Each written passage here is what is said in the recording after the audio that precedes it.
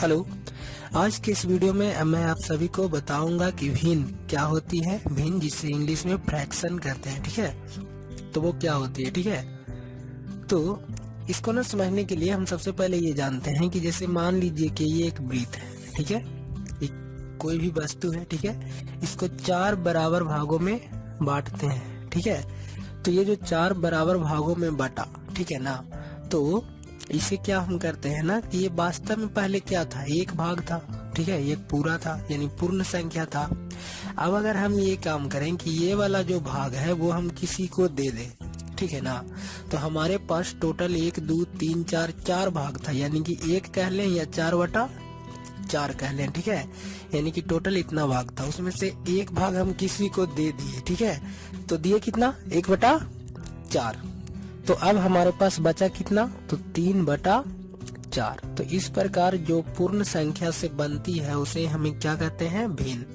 अगर भिन्न की सरल परिभाषा अगर ये कहें तो a/b के रूप में जो होता है उसे क्या कहते हैं, भिन्न। जहाँ a और b दोनों क्या होती है, प्राकृत संख्या होती है, ठीक है ना। a और b दोनों क्या होती है, प्राकृत संख्या, ठीक है। यानी कि अगर कोई भी संख्या a/b के रूप में है तो उसे हम क्या कहेंगे, भिन्न कहेंगे, ठीक है। तो अब ये यदि a/b भिन्न होता है तो इसको ना क्या क्या कहते हैं, a को क्या कहेंगे और b को क्या कहेंगे, ठीक है।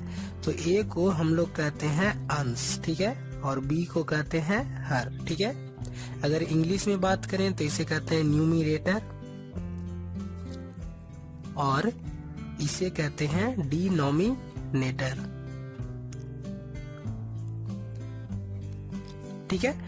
यानी कि अगर कोई भी संख्या भिन्न के रूप में है तो अगर वो a/b के रूप में है तो ऊपर वाले को अंश कहते हैं और नीचे वाले को हर।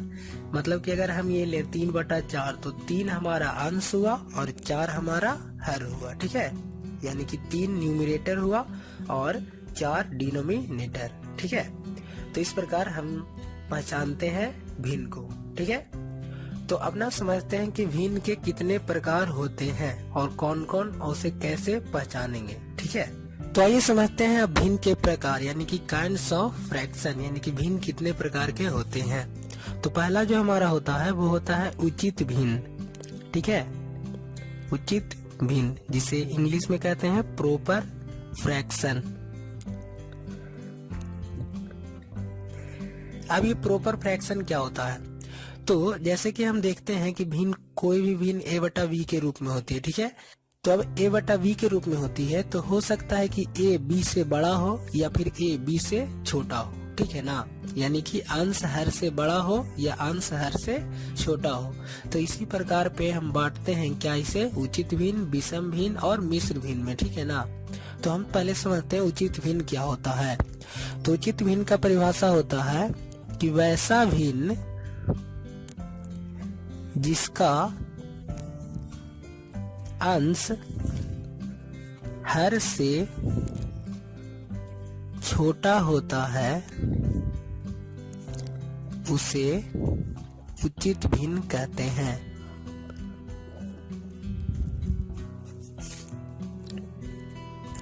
जैसे देखते हैं इसको, तो हमने बताया कि जिसका अंश हर से छोटा होगा, जैसे कि देख लीजिए 3/4 अंश जो है हर से छोटा है, ठीक है।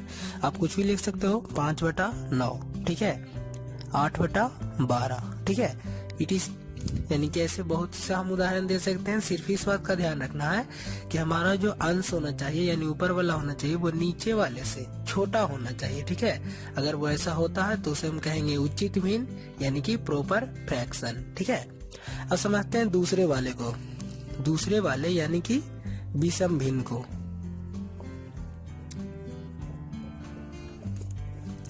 विषम भिन्न को कहते हैं इंग्लिश में इम्प्रॉपर फ्रैक्शन।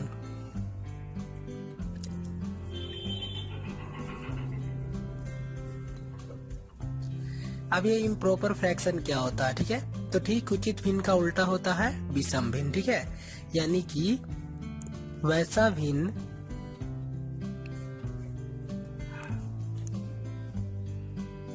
जिसका अंश हर से बड़ा होता है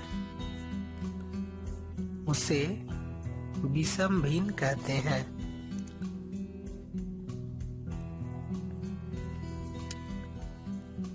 जैसे यानी कि अब यहाँ पे हमें सिर्फ ये ध्यान देना है कि जिसका जो अंश होगा वो हर से बड़ा होगा, वही कहलाएगा विषम भिन्न। जैसे मान लीजिए कि 8/3, ठीक है, 5/2, 6/4 etc। यहाँ पे देखिए हर एक भिन्न में जो अंश है वो हर से क्या है, बड़ा है, ठीक है। हमारा अगला फ्रैक्शन है मिश्र भिन्न,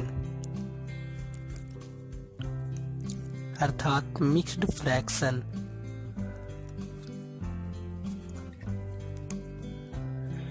तो मिक्स फ्रैक्शन का परिभाषा ये होता है कि वैसा फ्रैक्शन जिसमें एक उचित भिन्न तथा एक पूर्णांक होता है उसे क्या कहते हैं, मिश्र भिन्न कहते हैं, ठीक है। तो इसका परिभाषा हम लिख सकते हैं, वैसा भिन्न जिसमें एक पूर्णांक तथा एक उचित भिन्न होता है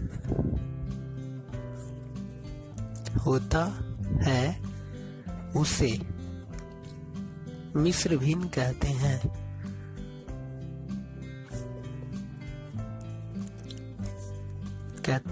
जैसे ये देखिए 4 पूर्णांक 2/3, ठीक है, 2 पूर्णांक 1/5, 6 पूर्णांक 2/3 etc। तो ये देखिए इसमें एक पूर्णांक है और एक उचित भिन्न है, पूर्णांक है और उचित भिन्न है, पूर्णांक है और उचित भिन्न है। तो इस प्रकार का जो भी भिन्न होता है उसे हम कहते हैं मिश्र भिन्न, ठीक है। तो अब ये जो मिश्र भिन्न होती है वो वास्तव में हमारा जो होता है वो विषम भिन्न ही होता है। यानी कि अगर हम इसको पूर्णांक में अगर वापस तोड़ दें तो तोड़ने के बाद हमारा जो ये बनेगा वो वास्तव में क्या बनेगा, विषम भिन्न। जैसे तोड़ने का तरीका क्या है कि ये दोनों को हम गुना करते हैं, ऊपर वाला जोड़ते हैं। तो 4 × 12, 12×2 14/3 हो जाएगा, ठीक है। 5 दूनी 10, 1 11/5 और 4 18, 2 20/3। तब यहाँ पे देखिए ये वास्तव में अगर हम तीनों को तोड़े तो तीनों क्या बना है, वास्तव में विषम भिन्न बना है, ठीक है ना। यानी कि विषम भिन्न को तोड़ने से ही हमारा मिश्र भिन्न बनता है और मिश्र भिन्न को हम वापस विषम भिन्न में बदल सकते हैं, ठीक है।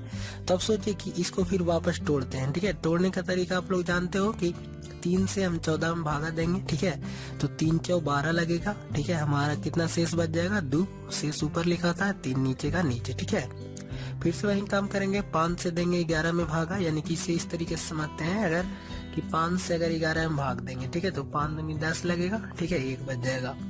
तो हमारा जो भागफल आता है वो पहले लिखा था पूर्णांक के तौर पे, ठीक है। जो शेष बचता है वो ऊपर और जिससे भाग पड़ता है वो नीचे का नीचे ही रहता है, ठीक है। तो इस प्रकार पूर्णांक तोड़ा जाता है, ठीक है। इसी प्रकार इसे तोड़ेंगे तो 3 × 6 = 18, 2 शेष बच जाएगा और ये, ठीक है।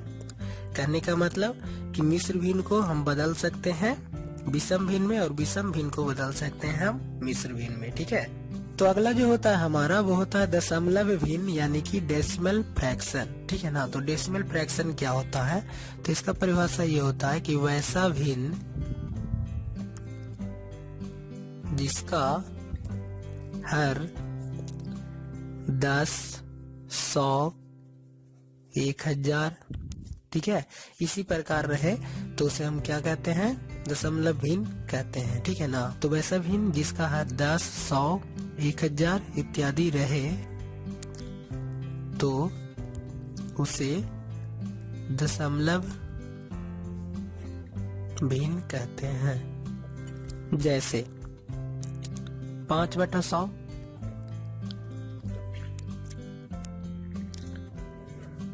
8/10,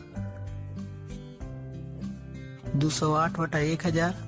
तो इस प्रकार का हम जितना भी लेंगे वो नीचे में अगर 100, 10, 1000 या फिर 1 लाख या कुछ भी हो यानी 0 बढ़ते जाएगा, उससे हम क्या कहेंगे, दशमलव भिन्न, ठीक है ना। अब इसे दशमलव भिन्न क्यों कहते हैं, क्योंकि इसे दशमलव में बदलना बिल्कुल आसान होता है, ठीक है।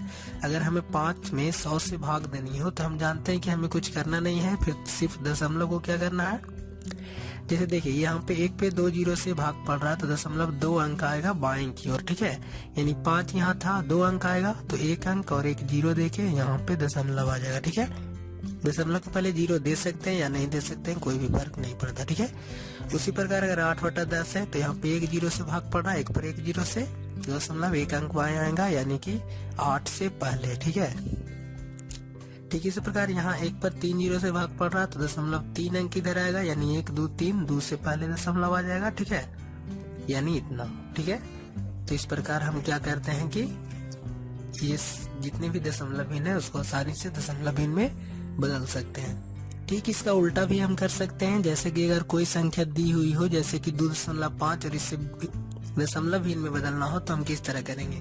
यहाँ पे देखिए, सबसे पहले हम टोटल संख्या को देख लेंगे, यानी कि 25 है तो 25 लिख लिए, 0.1 अंक बाद है तो यानी कि 1 जीरो से भाग पड़ जाएगा। ठीक है, हम इसे सिंपल कर सकते हैं, लेकिन यहाँ हम दशमलव भिन्न में बदल रहे हैं तो इसे छोड़ देते हैं। ठीक है, 3.468। ठीक है, तो इसे बदलना है तो हम पहले टोटल संख्या यानी 3468 को ले लेंगे। ठीक है, और 0.123 अंक बाद तो 1 पर 3 जीरो से भाग पड़ जाएगा। ठीक है, इसी प्रकार अगर इस तरह लेते हैं 2.0008। ठीक है, तो इसे भी बदल सकते हैं, हम ये पूरी संख्या लिख लेंगे पहले। ठीक है, और उसमें फिर भाग देंगे 1 2 3 4 5, यानी 1 पर 5 जीरो से। ठीक है, और ये हमारा क्या होगा, आंसर। ठीक है, तो दोस्तों इस वीडियो में मैंने आप सभी को बताया कि भिन्न क्या होती है। ठीक है, और भिन्न के प्रकार क्या क्या है। ठीक है, तो आगे के वीडियो में भी मैं भिन्न के बारे में और भी बताऊंगा, जिसमें आपको भिन्न को सरलीकरण, बढ़ते क्रम, घटते क्रम, ये सारी चीजें होगी। ठीक है, तो अगर आपको ये वीडियो अच्छी लगी तो इसे लाइक और शेयर करना ना भूलें।